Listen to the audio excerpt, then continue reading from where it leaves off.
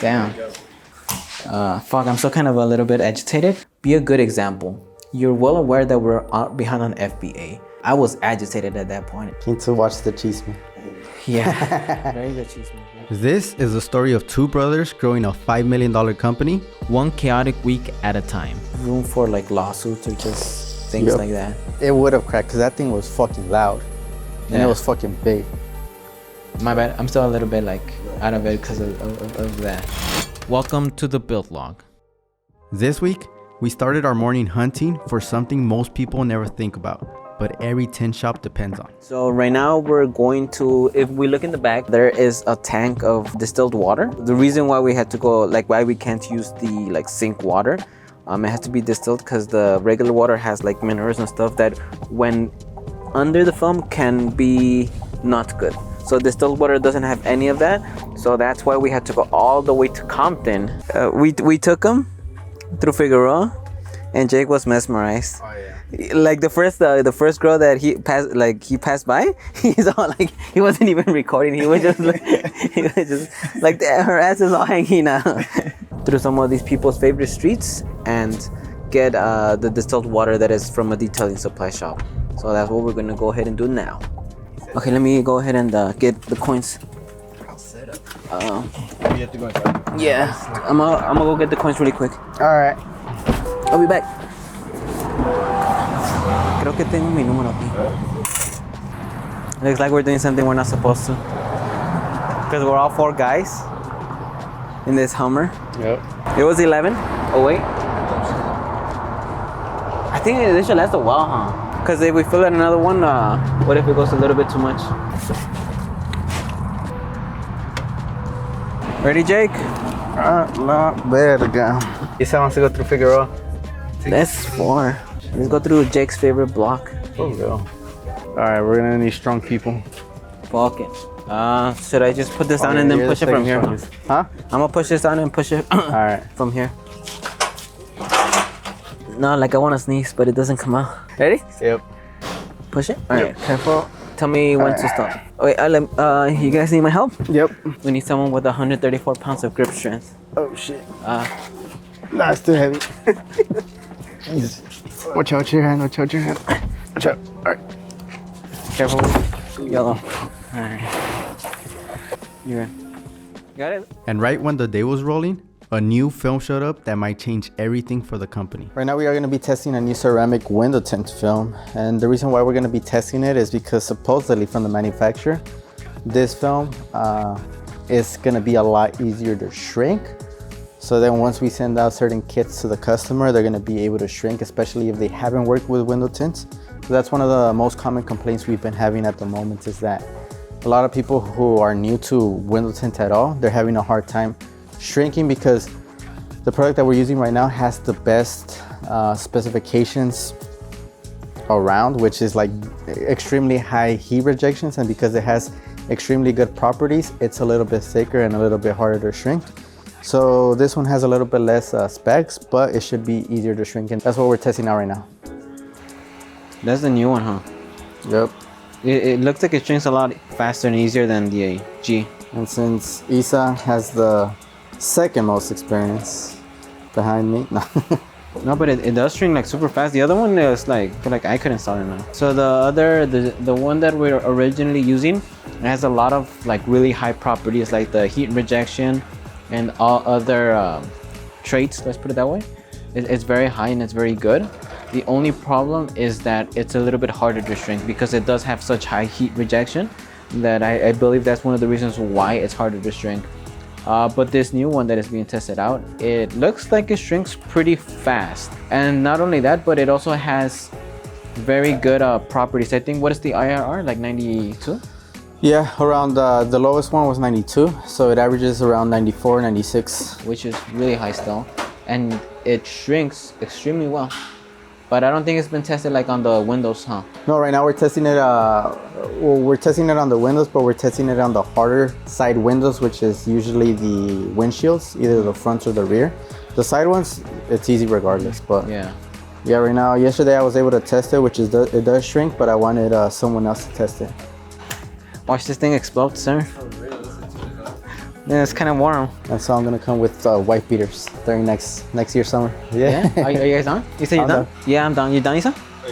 You're down to come in the summer with white beaters? Tank tops? Yeah. Mustard shirts? Why should we say on the summer we come with white beaters and then watch someone bring their dad? Super fast, like in like what 3-4 minutes that it was shrunk, and it's very shrunk. It's very good. It's I guess smooth, what would you say? You said that it's easier to shrink and it's more forgiving? which is really good for shops. They like that a lot. Shops and then DIY people. Yeah, that's also a big Okay. one. I always like taking it off. It feels nice. We just finished testing out the new sample. Now we're gonna be testing the actual tint that we're currently using. Again, this is the one that has the highest properties, but it's because of the high properties, it's a little bit harder to shrink. Now that Isa has experienced the new sample, we're gonna see how it compares with the old sample. You know what would have been good is if we did a blind test. Because then there's gonna be bias. Yeah. I needed to sit down with the team for an important meeting. One of those conversations you can't put off when you're running a business. All right, so right now it is 10 and I am going to go out there and talk to the office side, the ones that deals with the computer stuff. And so I'm gonna go over the overall process of how we make the products, because starting next week, there's gonna be a new way of doing it. More than new, an improved way of doing it. Just giving clarity on what each individual needs to do, what their focus is, and so to just give as much clarity as possible, because I know in the last few weeks we've been a little bit just, there's work and it just gets done, but there's been no structure. So today's meeting, the purpose of it is to just give a little bit of structure and clarity on who's doing what and who's doing well, performance. And so yeah, I'm about to go out there and talk to them. Am I part of the group? But even on a good week, running a business means you don't always get to be the nice boss. Damn. You should have recorded my outburst towards fuck, I'm still kind of a little bit agitated. But huh? No, it's because freaking production was, they're talking a little bit loud, and I have the tendency to get distracted easily. So then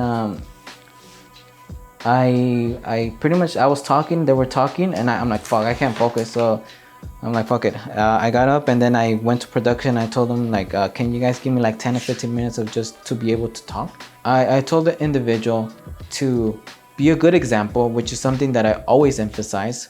We're backtracked in production. The two people that communicate extremely well to the point of being distracted with each other, they decide to just work in front of each other. Imagine just me and you trying to work in front of each other. I was just, like, it'll be fucking hard. So we kind of we would have to be like separate. Because even if like we're hard workers and whatnot, it's just, that dynamic that is had, it's just going to be very difficult to work. So what's the best solution?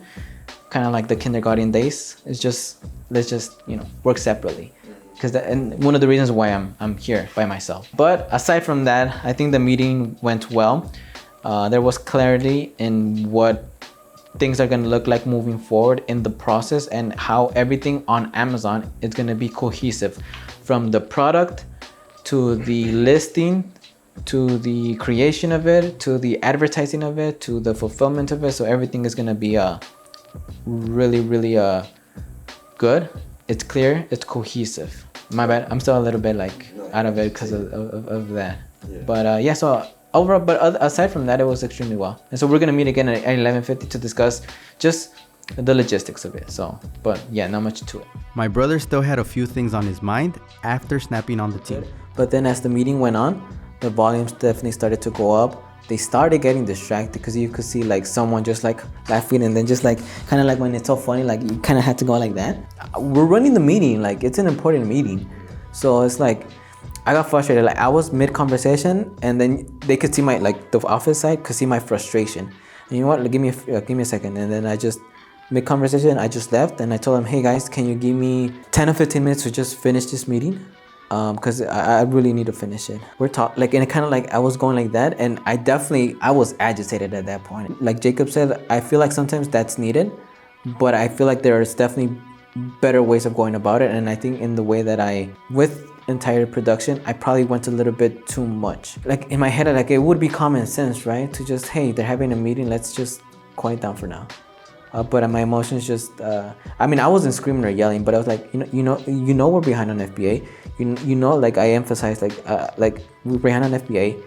They're talking, they're sitting, like they're standing in front of, like I was going like that with that kind of tone. It doesn't sound like that. You were lecturing, not lecturing, but reprimanding is so a bad word, but it's like when you have kids and you're like, you shouldn't be eating candy, after 7 p.m. or you shouldn't be climbing up to where you know you're gonna fall or whatever. That sounds like that.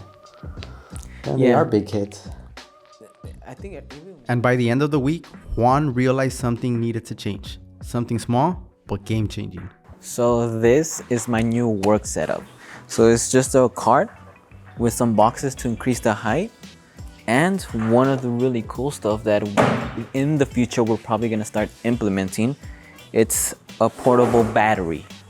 So this allows me to, for example, like let's say I need to be here, I'm there.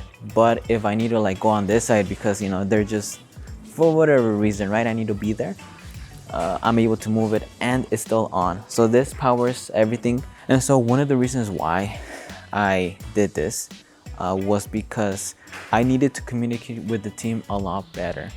Being locked up in the office, it's really hard to communicate with people, sending slacks, having to go in and out. For easier communication, for more immediate communication, for cohesiveness of the entirety of the team, it's better to me to just be out here and communicate. So hence one of the reasons why I created the setup. Originally, I was going to buy a portable cart, but I saw the pricing and it was like around $400. The battery that they were selling it with was also like $800. So we already had the battery, we already had the cart, we already had boxes. So some people might call this ghetto, which they have, but I call it resourceful.